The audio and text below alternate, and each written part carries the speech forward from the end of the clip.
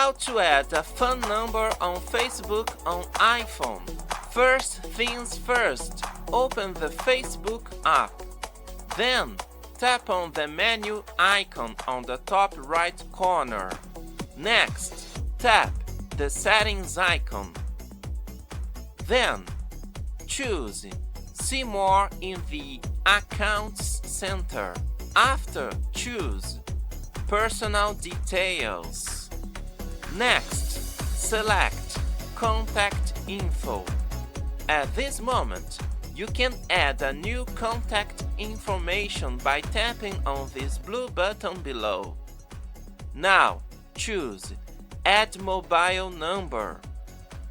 Tap on the Enter Mobile Number field to add a number. When you're done, choose the Facebook account that will have this number added to. Finally, tap Next.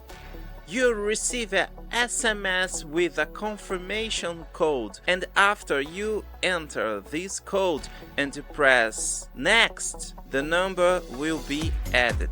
Touch the subscribe button if you haven't yet for more Facebook tutorials. Problem solved. You're all set.